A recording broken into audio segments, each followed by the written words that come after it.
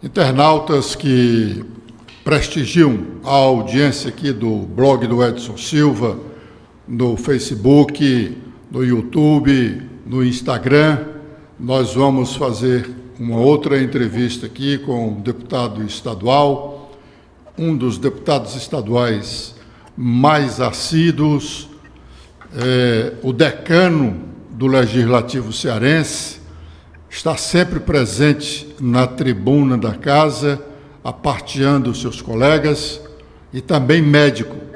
Tem um consultório que atende uma grande quantidade de pacientes. Como todos os outros deputados que também são médicos, e os brasileiros de um modo geral, o deputado Fernando Hugo, em razão desta pandemia, não faz consultório e fala pouco na Assembleia. Deputado, como é estar vivendo um momento deste? Um abraço, querido Edson.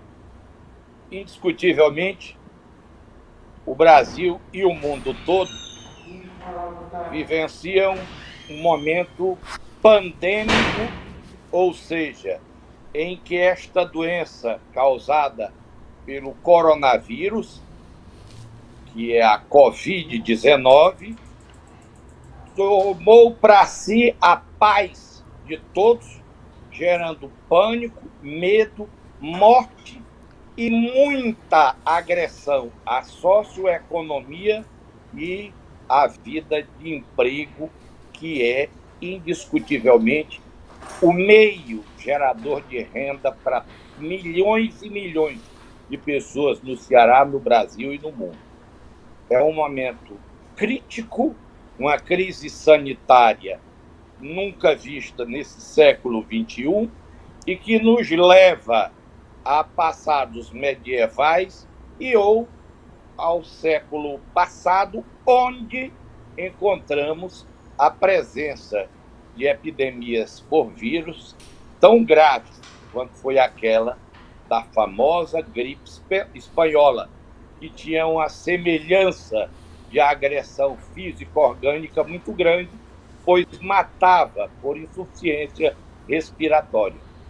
É o momento de todos, em sentido global, dar as mãos, porém, de tanta súplica da imprensa, de tantas rogativas de alguns homens públicos, como eu e muitos outros parlamentares, bem como setores específicos da ciência médica e ciências agregadas, esta súplica não foi atendida e no Brasil, em plena vigência da pandemia da doença Covid-19, nós estamos vivenciando uma crise imensa na área política, fato que repercute negativamente na paz funcional, administrativa e, por que não dizer, político-pública do país. Deputado Fernando Hugo, na literatura médica,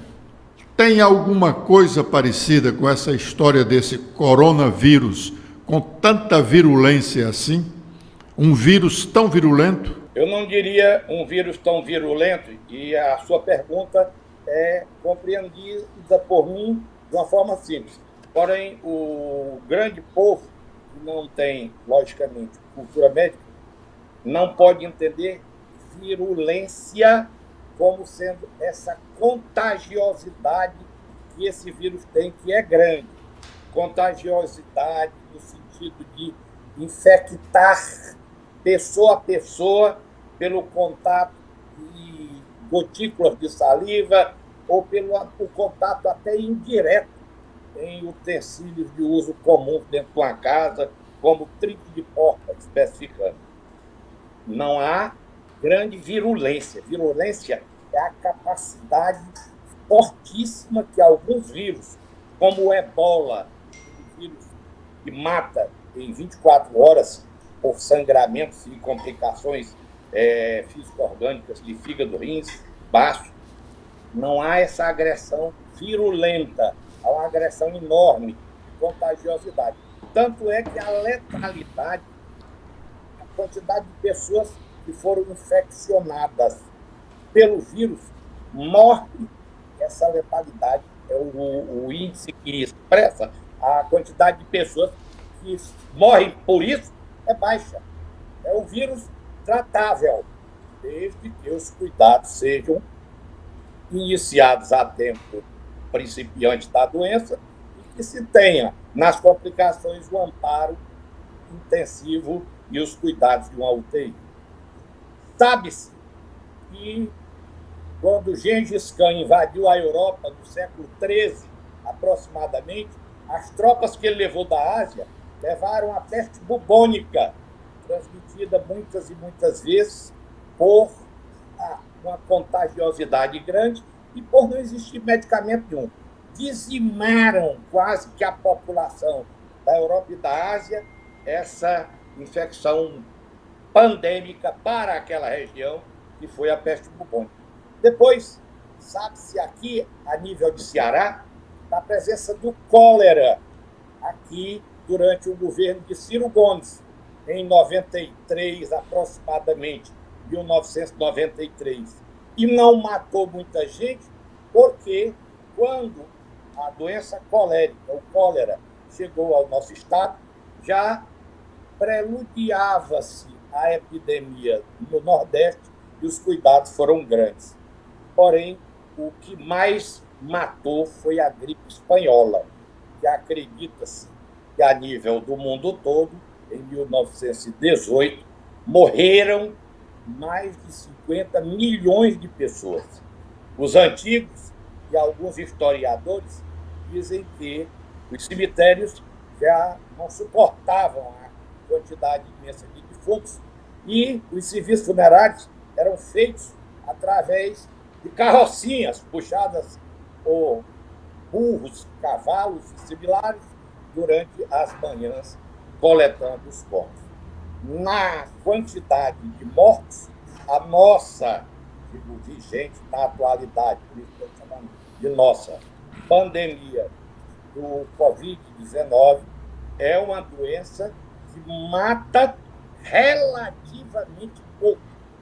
Vejamos, o Brasil tem hoje 43 mil mortos para uma população de 210 milhões de pessoas. Uma população deseducada, que não entende as rogativas que a imprensa diariamente, de modo contínuo, podemos assim dizer, suplica: não aglomerem-se, usem máscaras, previnam-se, não contagie o outro, porque você está disseminando sua própria doença. E mesmo sem essa educação, mesmo sem estrutura básica de saúde, que nós já sabíamos que o SUS não tinha e nem tem condições de abraçar as necessidades do diarismo de 160 milhões de brasileiros que dependem do Sistema Único de Saúde, quanto mais na epidemia.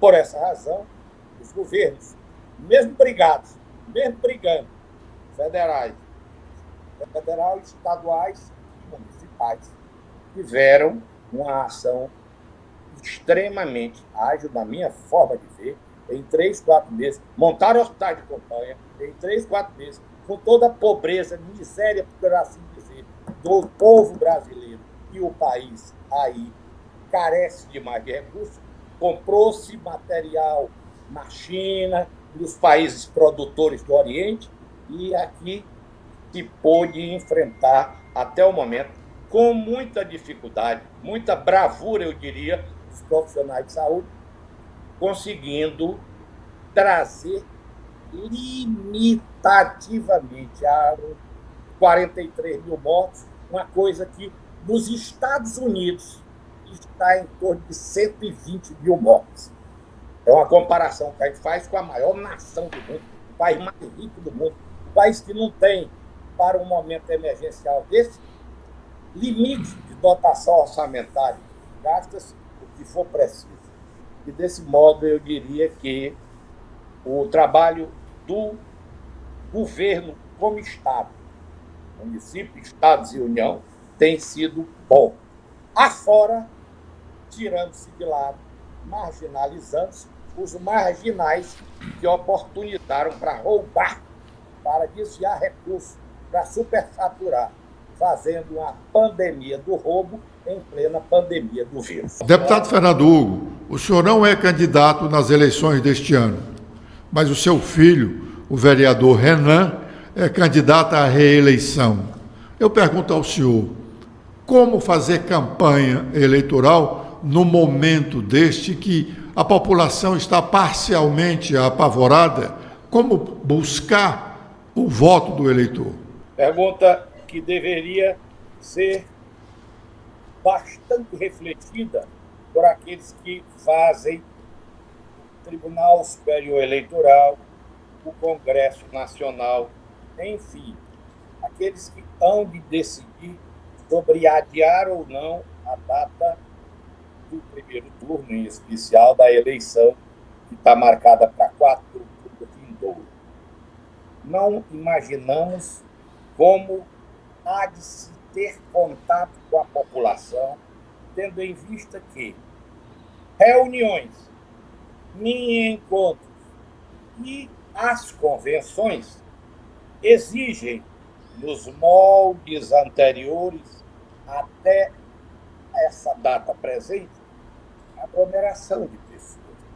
E isso fere todo o decreto municipal, estadual, e toda vontade da ciência médica razoavelmente científica que proíbe a contactação proximal das pessoas, evitando assim a infecção disseminar-se.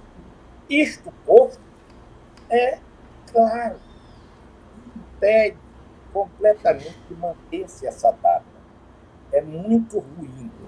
Afasta do convívio diário candidatos e, em especial, candidatos de primeira vez, pelo fato de que não têm tido, pelo menos numa lógica razoável, a maneira de expressar junto às populações onde vão fazer trabalhos eleitorais, seus programas, seus desejos, suas vontades, e a face em si é preocupante. Eu e Renan, nascidos e criados aqui, e moradores da Grande Mexicana, estamos tendo essa problemática imensa. E não é só para candidaturas à Câmara Municipal, também para candidaturas a prefeituras. A problemática estende-se aos 5.580 municípios.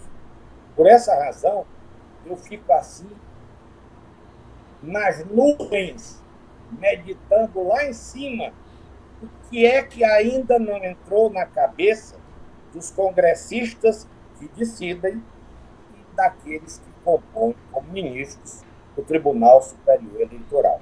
Marcar a eleição e fixar essa data em 4 de outubro é castrar, cortar tempo de contato entre os eleitores, que já não são tão afinados com percussiência de perguntar, de ir em busca de propostas de partidos que quase pouco interessa a partir do dia. É mais burocrático do que nunca. E os próprios candidatos que não terão espaço para aglomerar seus alinhados de pensar, seus eleitores futuros, e dessa maneira não posso acreditar que teremos eleição de 4 de outubro. No mínimo, seria razoável para que a gente pudesse pôr o time em campo, todos os candidatos às câmaras municipais e às prefeituras, e Brasil adentro, Ceará afora, esse povo tem como mostrar, mínimo que seja, o que pretende, o que deseja, o que vão fazer. Deputado, muito obrigado pela entrevista. Sucesso.